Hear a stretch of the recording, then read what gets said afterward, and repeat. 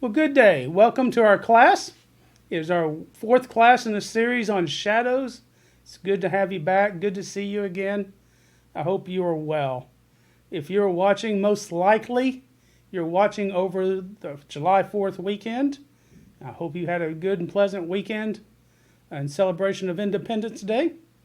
We do celebrate a better and greater independence, but this one is the one that our nation observes.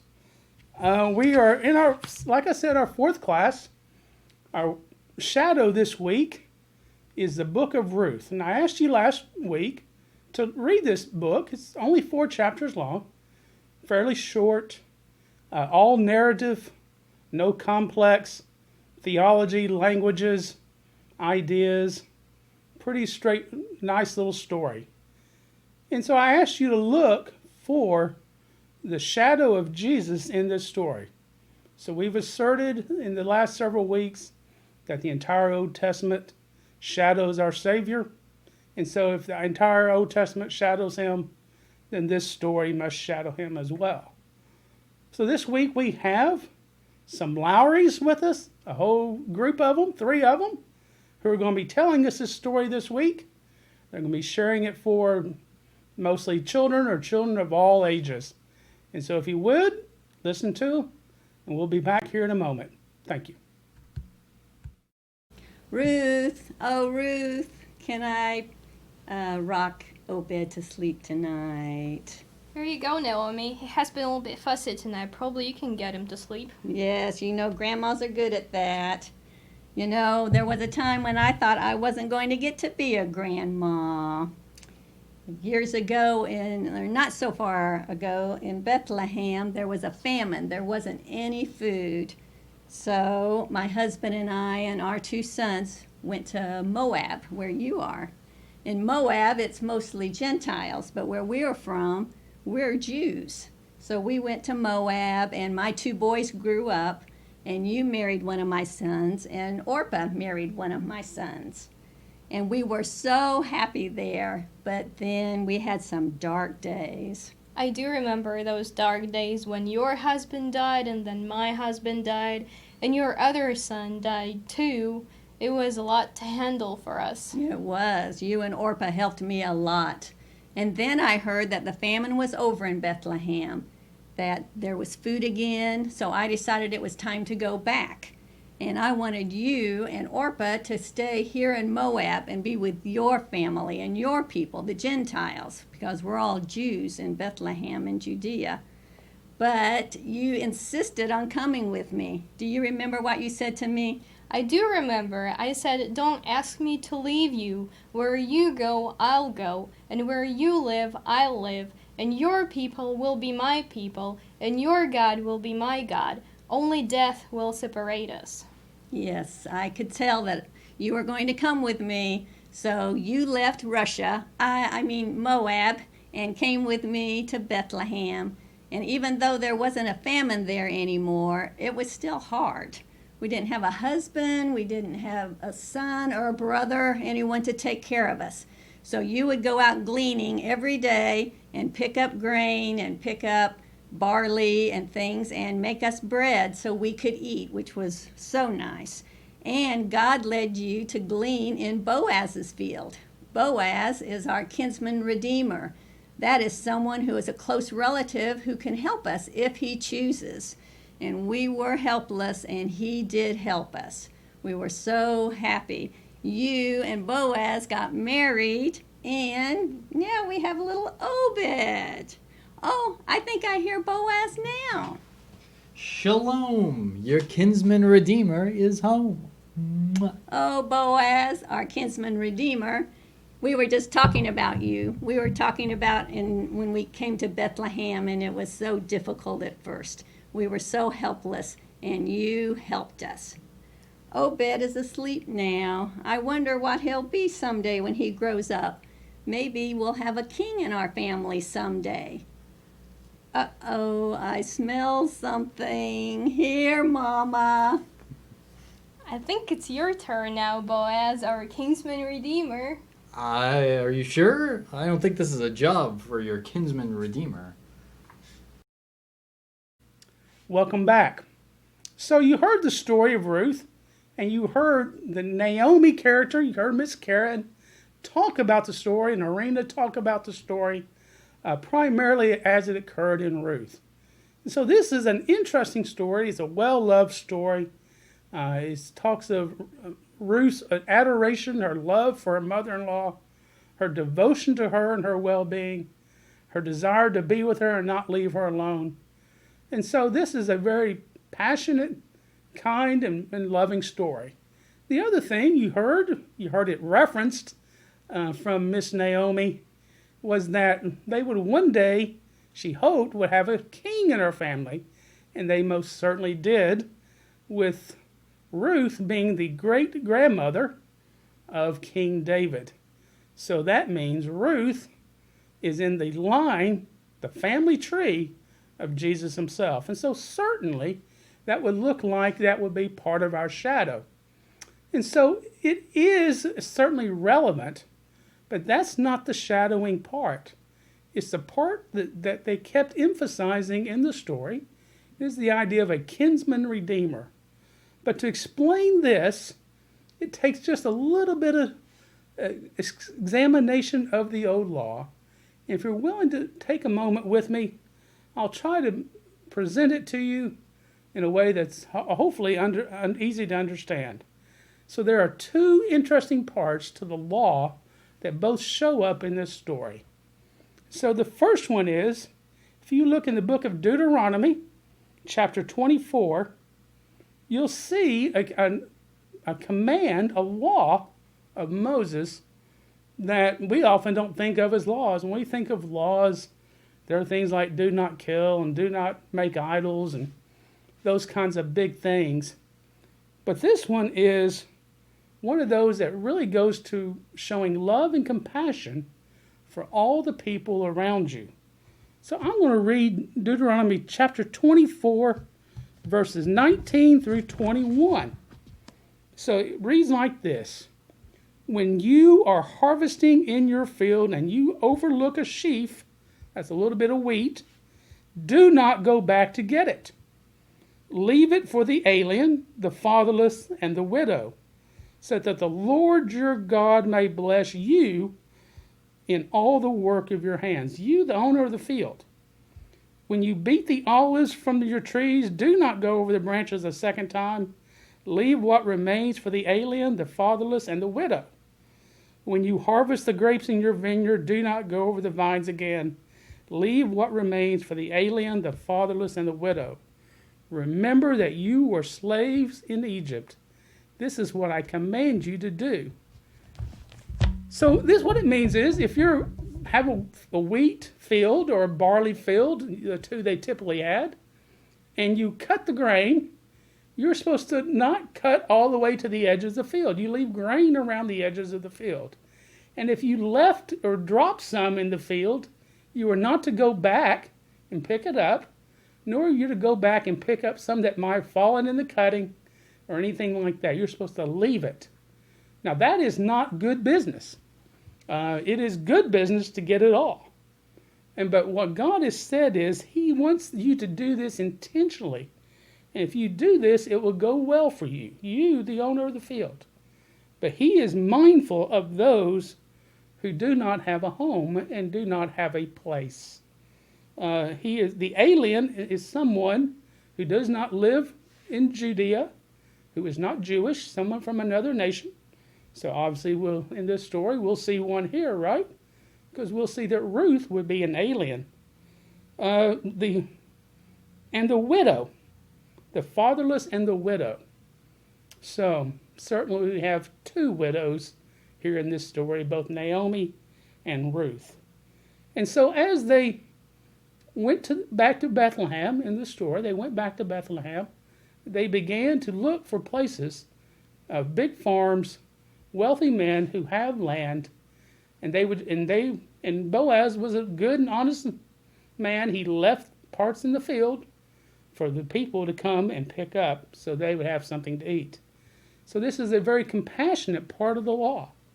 And we're going to see something even more drastic here in the next part. So in this story, You heard Naomi tell it, but let me give it to you real quickly. Naomi and her husband are from Bethlehem. There was a famine. They left Bethlehem with their 2 young sons to another country called Moab. Moab is in modern-day Jordan. It's on the other side of the Jordan River from Judah. Moab is the son of Lot, the son that Lot had by his daughter. So Moab is somewhat related to Israel, in that they are all from Abraham's larger family, but they are a foreign nation.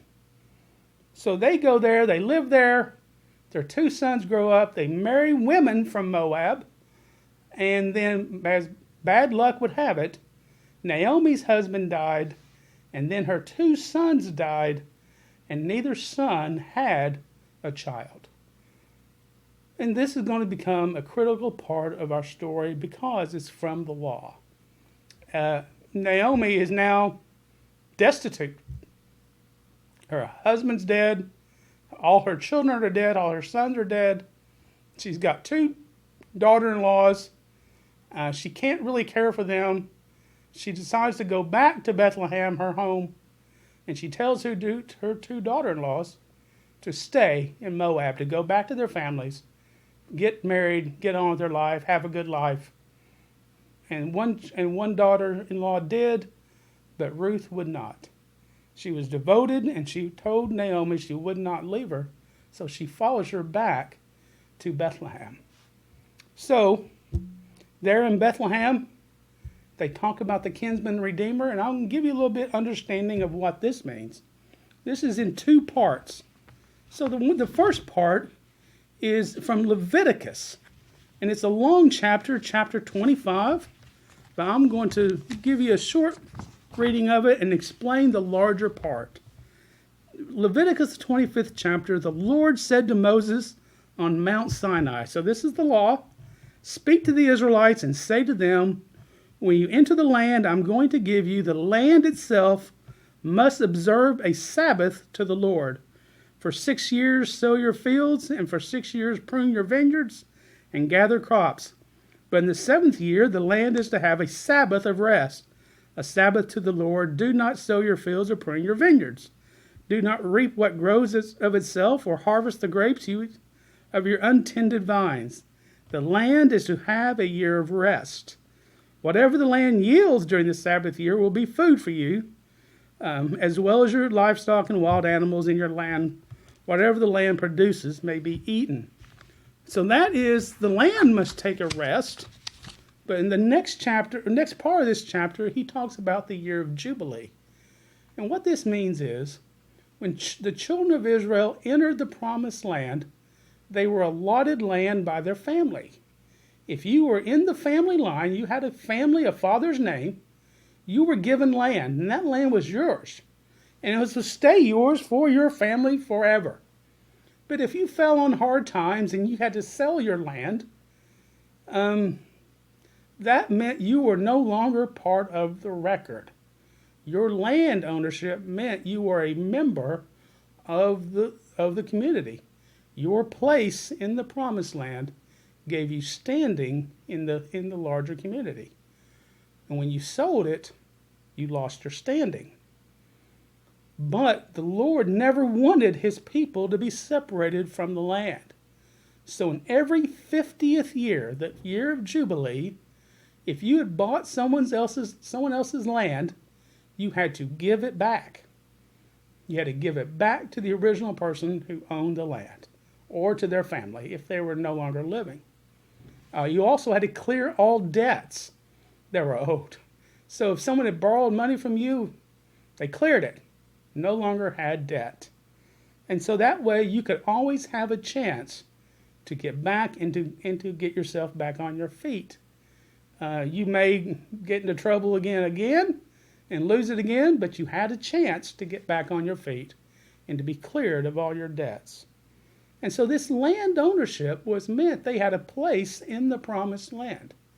So last week we talked about the 3 pieces of land in the story of Moses and the Exodus, the land of Egypt, the land of the wilderness, and the promised land, all have meaning. The land of Egypt is the land of sin and slavery. You're in bondage, slavery. The crossing of the Red Sea is baptism. Into the wilderness means you're out of bondage, but you're subject to the decay of the world. You're not to your promised land yet. And then crossing of the Jordan is death. And then crossing into the promised land is heaven. And so they are all phases of land ownership that you and I have today. We're bonded to sin. We're free from sin, but in this world that's fallen and decaying, and ultimately we will have a place in the promised land, and we will be a member of that promised land. Jesus said, I go to prepare a place. Now, this is what he's talking about. But in this case, if you lose your kin, your male kin, you lose your claim to the land. And so when Naomi's husband died, if she could only have her claim and then Naomi's husband's claim to their land if they had sons, or if they had sons. But in this case, her sons died, and none of them had any more children. So Naomi's place in Israel was lost. She had no land, and she had no claim to get it. This is and her husband's name would be blotted from the record. It would never go on, and neither would her sons, unless someone came in and were able to assist them. And the law of Moses gave a way for that to occur. If, according to the law, and we won't read it now, but we can look it up later. According to the law, if a brother married a woman and died before having a child, the husband, the brothers, if he has a brother, must marry his sister-in-law, have children with her, so that in his brother's name, so that the original brother, the one who's died, would have his claim to the land, would have his place in his name. Now, this is a good thing. But the problem is, for the second brother, it's a little bit cumbersome, because here's what happens. Imagine you're the second brother, you're married, your older brother has died, or your younger brother has died, and his wife, his widow, has no children, and therefore your brother has no children, no claim. Your brother will be blotted out of the record. How do you do this? Well, the second brother must marry the first brother's wife. How would you like to go to breakfast one morning, sit there at the breakfast table with your wife, and explain how you're going to take a second wife? So the conversation that I would describe would be awkward. The second thing, not only are you going to take a second wife, which probably not on her list of things to do for the day, the other part is he will now have a legitimate claim that the children of his sister-in-law will have a claim to your property. So not only will you have a second wife, those children must have their portion of your inheritance. So that means less inheritance for your first wife's children. This went from awkward to angry. Okay? And so there's not that many men who are willing to step up and to perform the law so that your brother's name will not be blotted out of the record. And so here come Naomi and Ruth with exactly that problem. Ruth has no kinsman redeemer because she does, well, her husband's dead, his only brother's dead. There's no one left. You have to work your way back up the chain.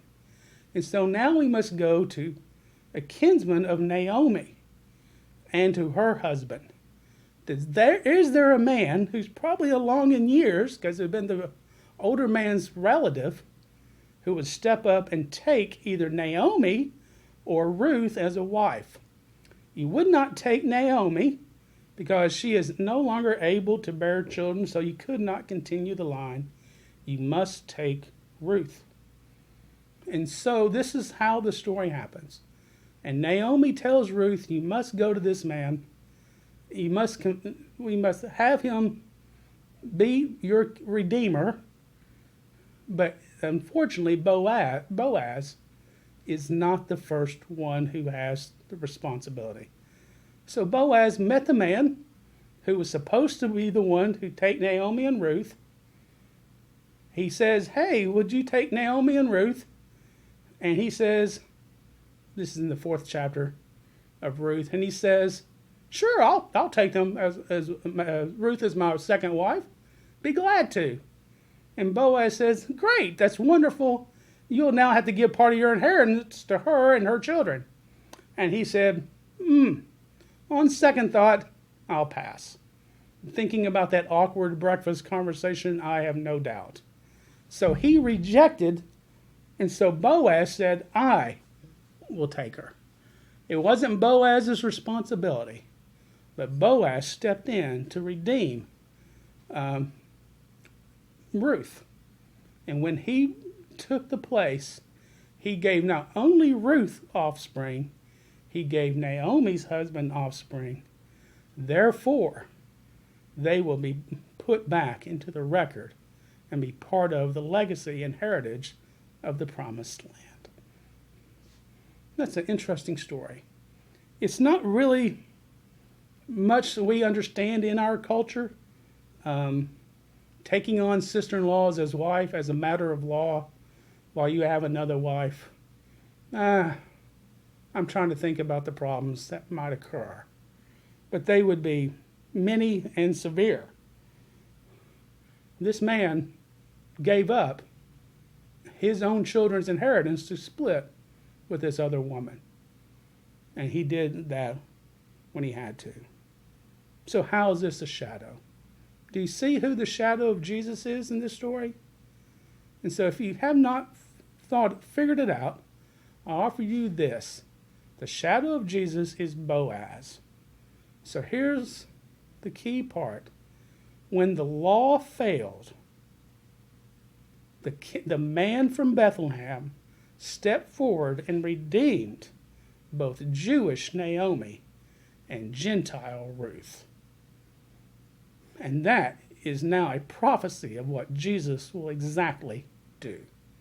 The man from Bethlehem, when the law could not accomplish the task, when the one who was supposed to do it could not do it or would not do it, the man from Bethlehem stepped up, inserted himself into it, redeeming not only Naomi and her claim, but the Gentile as well. And this is exactly what is going to occur. That Jesus will die on a cross, redeeming not only the Jews, but the Gentiles as well. And he's from the right town. So that is our shadow of it. But you know, it's hard to make anything practical out of that. That the Gentiles will one day be part of God's kingdom. And the reason that it's hard to get a lot of practical application out of that is this. The church, as I know it, the majority, if not everyone here at this congregation, the majority of people I know, and certainly the majority of people in the world who claim Christ, are already Gentile. It's not shocking to have a Gentile conversion anymore. But it is still shocking at its time. Remember that it took a long time for even the apostles to figure it out that Gentiles were coming to the church. And when it did, it caused the majority of the early church problems. Not the only ones, but the majority of the early church problems were because they accepted the Gentiles. It is a shocking thing. But what can we learn from this? Here's what I think we can learn. We often think that we belong because of our heritage. We're belong to the church because of who we are. We are in God's kingdom because of our long religious heritage. And I think what this is telling us is that is not the case.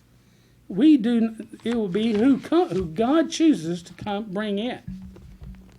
And it may be that our position and standing will not help us. We've been looking at parables over the last few weeks. I marked the wrong one here, but in Matthew, the 22nd chapter, we're talking about a marriage parable, which a king, has a big wedding feast for a son. He sends out his servants to gather all the good, important people. None of them will show up. They cannot make it. They're busy. They got things to do. Whatever their excuses are. And so he then sends out and he grabs all the poor people, the people who don't really belong with the house of the king, the people deemed unworthy, the people deemed below religion. He calls them to come to the wedding. We need to be mindful that our heritage, long Christian heritage, whether personal, you as an individual, or me as an individual, or corporate as a congregation or a body or a group, it's not just for us. God will call in those on the street. God will call in the poor, the trodden down, the people desperate, if only they will call on his name and call him for their Savior. We all should always be mindful that the good ones are the ones who come, believe, and stay. Those are the ones that we want. We want that heart in everybody we call. If you're of great wealth, that's fine. If you're not of great wealth, that's fine. The invitation is for all. And with a shadowing in Ruth, we will see that God will one day call us all home. And that is the good news. So next week, we're going to look at Jonah. The book of Jonah, again, a fairly short prophecy, not a little longer than Ruth, but not much. And so you can probably guess real quickly one of those shadows. Jesus himself said it, that he would give no more signs except the sign of Jonah. So yes, that is a shadow, but there is a second one. And it is just as interesting, and just as involved, and very much related to our shadow this week of the Gentiles. So I'll give you one clue. The Jewish word for son of is bar, B-A-R. And so you would have your father's name on the end of that. So if Jonah were your father, his son would be Bar Jonah, son of Jonah. Maybe that'll help you find him, our shadow in the New Testament. I hope you have a great week. I hope you are doing well. I would offer you this. I hope you enjoy all the work that goes into those who've done these skits the last 4 weeks and the Johnsons for the previous several weeks prior to that.